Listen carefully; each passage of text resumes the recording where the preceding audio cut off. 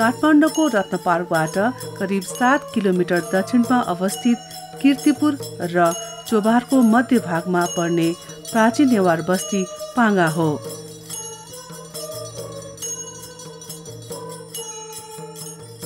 पाङ्गालाई श्री शङ्खापुर नामले पनि चिनिन्छ। काठमाडौँ उपत्यका भित्रका अन्य स्थानहरूमा जस्तै मौलिक संस्कृति, रहनसहन तथा इतिहास बोकेको प्राचीन कलाकृति र मन्दिरहरूले सजिएको नेवार बस्ती पाङ्गामा विभिन्न राष्ट्रिय चाडपर्वका अलावा थुप्रै स्थानीय जात्रा तथा पर्वहरू पनि भव्य रूपले मनाइन्छ। देशैभरि नेवारहरू बसोबास भएको ठाउँहरूमा गाई जात्रा आफ्नो किसिमबाट मनाउँदै आएका छन्। पाङ्गामा मनाइने गाई जात्राका अलावा अन्य मुख्य जात्रा पर्वहरूमा कृष्णाष्टमी, पीठ पूजा, 7 गाउँको बहुमद जात्रा भव्यताका साथ मनाइन्छ।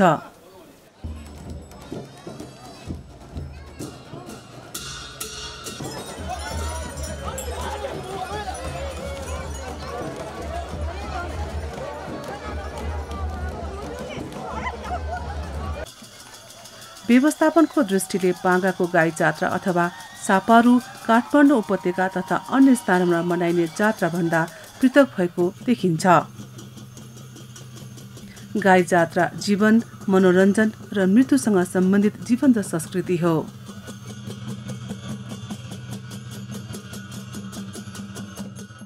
अरू ठाउँमा चाहिँ नि हाम्रो टोलमा बाजा पनि हुन्छ।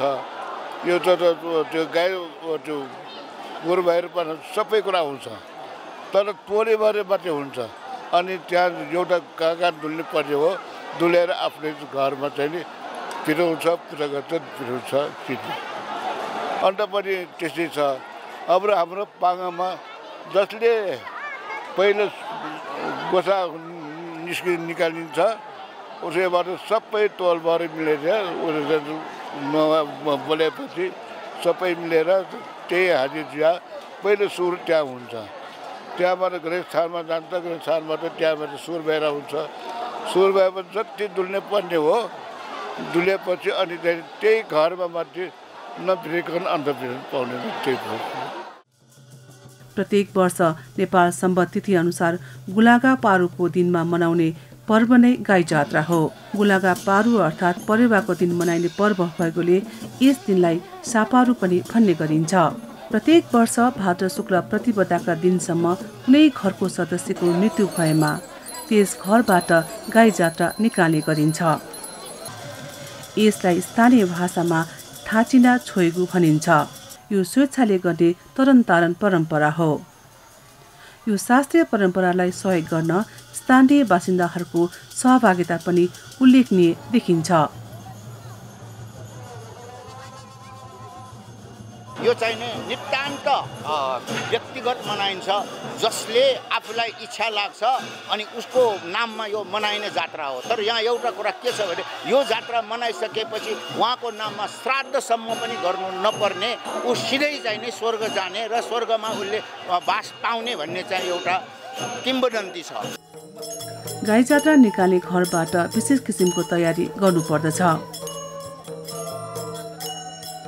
मुख्य रूपमा जात्राको अग्रपन्थीमा रहने ब्रह्मा, विष्णु, महेश्वर, त्यसपछि तिरकु लार्को नाच्ने 5 जना र 3 जना त्रिख्वापा मुकुण्डो लगाउने अनि अन्तमा परम्परागत वाद्य समूह बस्ने गर्दछन्। त्रिख्वापा मुकुण्डो लगाउनेलाई 9 वटा गुनी चोली र 9 वटा फरिया र विभिन्न गरगहनाले सजाइन्छ।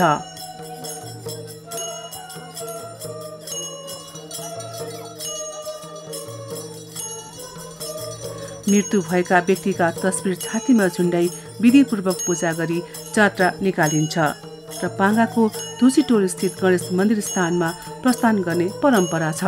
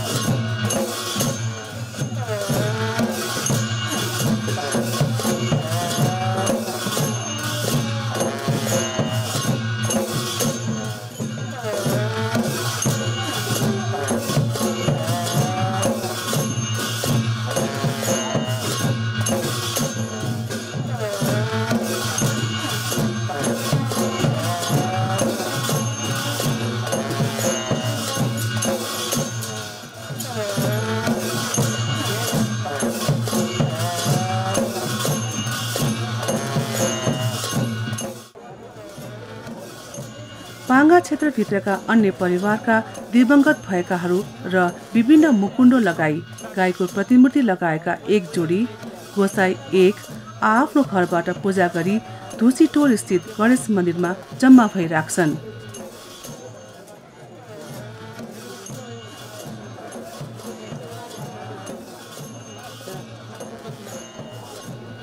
पाङ्गामा मनाइने धार्मिक कर्मकाण्ड जात्रा पर्वहरू मनाउँदा सबैभन्दा पहिला पाङ्गाको ढुसीटोल स्थित गणेश मन्दिरमा गई पूजा अर्चना र दक्षिणा चढाइसकेपछि मात्र विधिवत सुरु हुन्छ।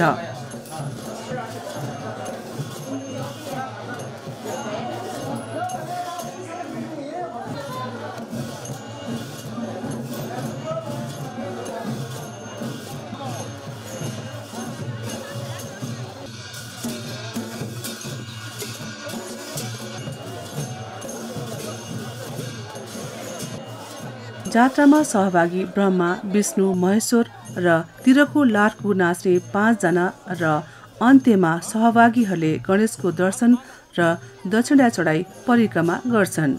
इन्द्र ब्रह्मा विष्णु महेश्वर भनेको ब्रह्मायनी रुद्रायनी इन्द्रायनी 3 जनाले स्वर्गमा लानको लागि मनाउनलाई विधि विधानपूर्वक यहाँ चाहिने जुन यो ढाका भन्ने आइरहेको छ नि, त्यो ढाका भनेको पितृ चाहिँ त्यहाँ जाँदाखेरि उसलाई चाहिने सबै सामग्री चाहिने यहाँ लिएर मनाइने एउटा यो परम्परा हो।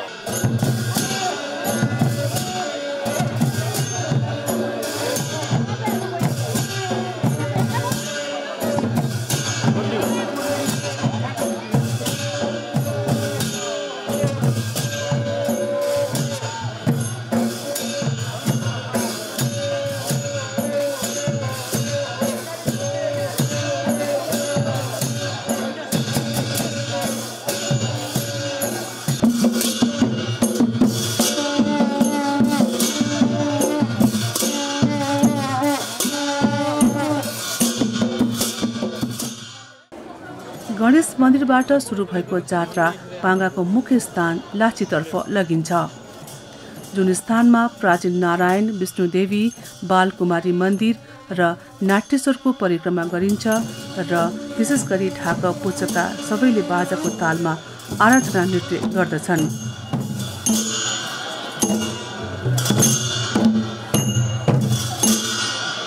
आफूले बोकेको कुचो, पित्तलको बाटा, रुखको हाँगा, डोको, छालाको भाँडो बोकेर नृत्य गर्दछन्। आफूले बोकेको भाँडोहरू भुइँमा बजारेर नृत्य पुरा गरिन्छ। यो गाई जात्राको पृथक नाचले जात्रा हेर्न आएकाहरूलाई उत्साहित र मनोरञ्जन प्रदान गरेको देखिन्छ।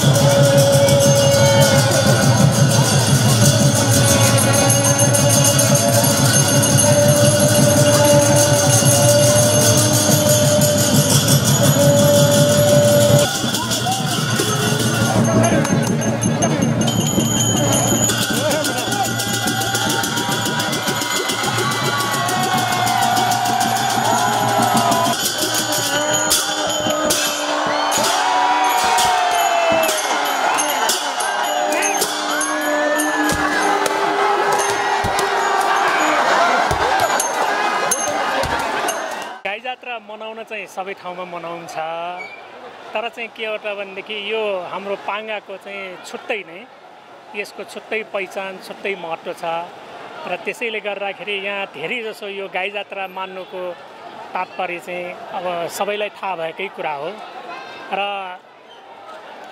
धेरै जसो यो हाम्रो हरेक परिवारमा जुन परिवारमा चाहिँ त्यो मृत्यु चाहिँ हुन्छ त्यो मृत्युहरूको सम्झनाको लागि चाहिँ यो गाई जात्रा चाहिँ को दिनमा यसरी प्रत्येक घर घरबाट यसरी चाहिँ आफ्नो जुन सापारुको रूपमा पठाउँछ र त्यसमा पनि अहिले विभिन्न किसिमबाट जस्तो कसैले त अब यो जुन चाहिँ यो मुकुट सहितको जुन चाहिँ मान्छेहरू चाहिँ मतलब त्यो पहिलाको आफ्नो चाहिँ मृत आत्माको लागि र केही चाहिँ मतलब होस् भनेर त्यो पठाउँछ त्यसको साथसाथै त्यो गाई बनाएर पठाउने पनि गरिन्छ।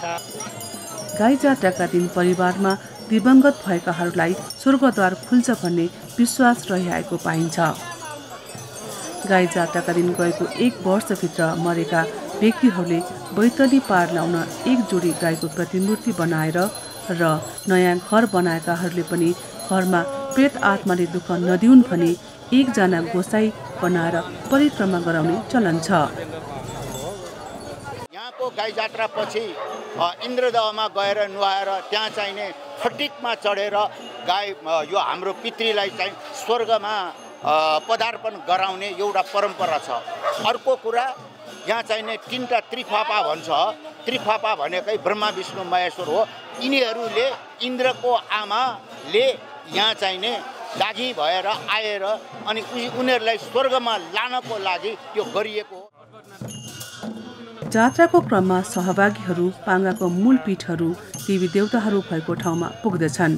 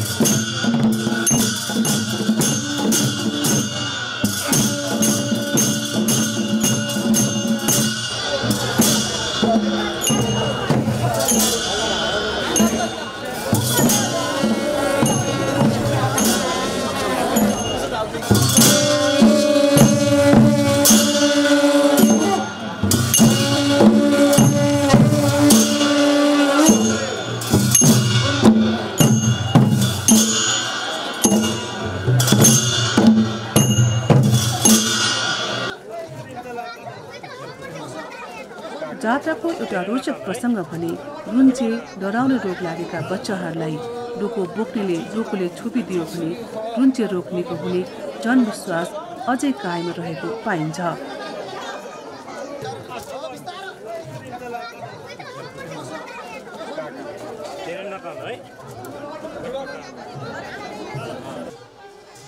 पाङ्गाको गाई जात्रामा वरपरका नेवार बस्ती जस्तै चोभार, इटागोल, टकर्चा, क्वार, लनगोल लगायत अन्य ठाउँहरूबाट पनि सहभागिता हुने गर्दछ। यो गुवा खस्नु भएको गाई जात्रा अनि गुवा खस्नु के गरेर आउनु भएको किन? दुईजना गाई छ। गाई आउनै पर्छ हाम्रो।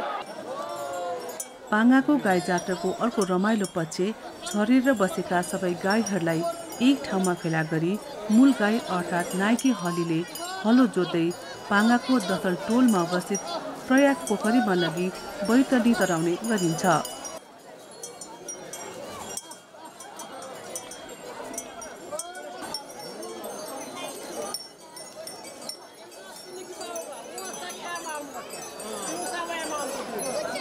पितृलाई टार्ने हामीले श्राद्ध गर्न सकिँदैन, केही गर्न सकिँदैन। तर यो गाई जात्रामा हामीले पठाउँदा गाई पठाउँदा बैतरनी तराउनेदेखि लिएर सबै कुराको लागि चाहिने यो राम्रो होस्, पितृलाई चाहिने मरेपछि पनि सुख सन्तोष होस् भन्ने उद्देश्यले मनाइन्छ।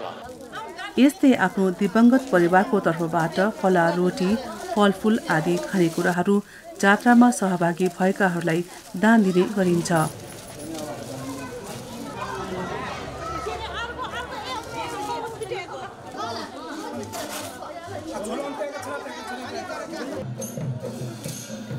जात्राको निरन्तरता अनुसार सहभागीहरूले पाङ्गा गाउँभित्र रहेको मुख्य पीठ बालकुमारी मन्दिरको सबैले परिक्रमा गरिन्छ।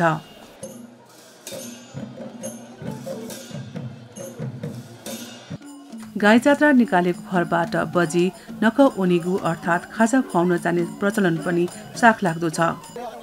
विभिन्न परिकार बनाएर प्रत्येक टोलमा असारमा धान रोपेको सन्दर्भमा जस्तै खाजा खुवाउँदै धान रोपाइसकेकोमा रमाइलो ख्यालठट्टा गरी नाचगान गरिन्छ।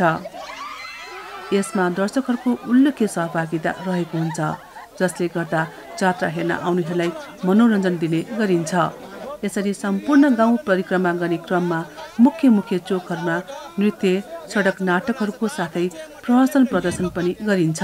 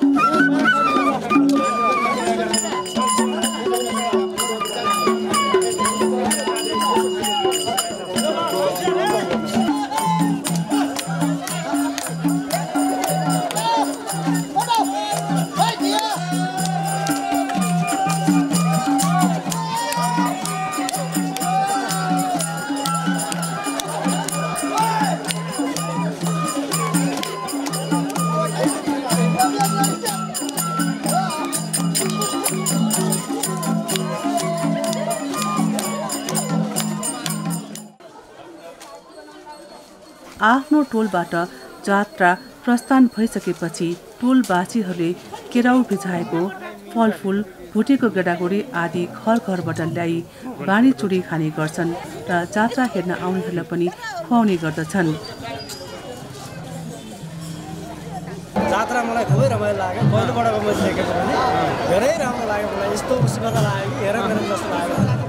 यहाँको गाई जात्रा र अन्य ठाउँको गाई जात्रामा यहाँको वास्तविक संस्कार जो कल्चर छ, यो मलाई सायद लाग्छ यो जुन मुकुलो सिस्टम छ एकदमै महत्त्वपूर्ण। मलाई सबभन्दा ध्यान आकर्षण गरेकै त्यही हो।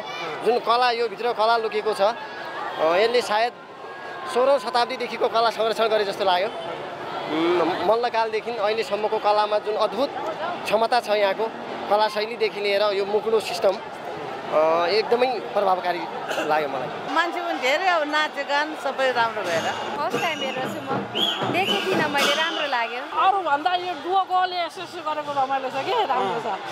अनि डोको बाहेक अरू केही अरू अब यसो हान्ने यस्तो गर्ने रमाइलो नाचगानहरू हजुर राम्रो छ। अरू ठाउँमा चाहिँ अलिकति गाई जात्रा भन्दाखेरि स्लो खालको हुन्छ हैन, यहाँ चाहिँ तर मोसनमा भएको खालको एकदम मान्छेहरू आक्रोश पनि भएको, तर मित्रतापूर्वक मिलेर पनि जात्रा बनाएको देखेँ मैले। अनि त्यो सँगसँगै चाहिँ यताको रीतिरिवाज पनि भक्तपुरमा देखेको भन्दा बनेपा धुलीखेल पनौती अरू ठाउँमा देखेको भन्दा अलिकति फरक पाएँ। अनि यहाँ चाहिँ हेर्नलाई चाहिँ फेरि वृद्ध, तन्नेरीहरू सबै खालको मान्छेहरू हेरिरहेको पाएँ। अब गाई जात्रा हरेक ठाउँमा रमाइलो हुन्छ, विभिन्न किसिमको देखेर हुन्छ, त्यही भएर। जात्राको अन्त्यमा सबै सहभागीहरूलाई गाई जात्रा निकालेको घरमा पूजा गरी भित्राइन्छ र बिदा गरिन्छ।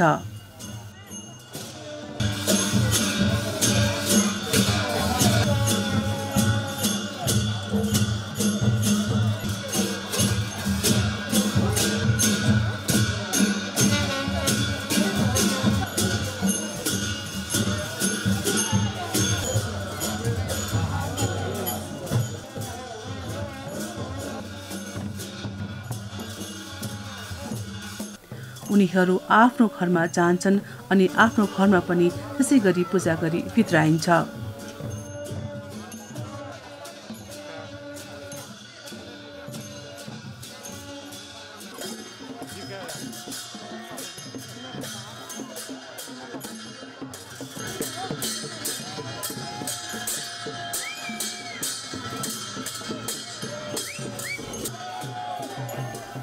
गाई जात्राको बेलुका लाखेलाई राँगाको टाउको दिने चलन छ।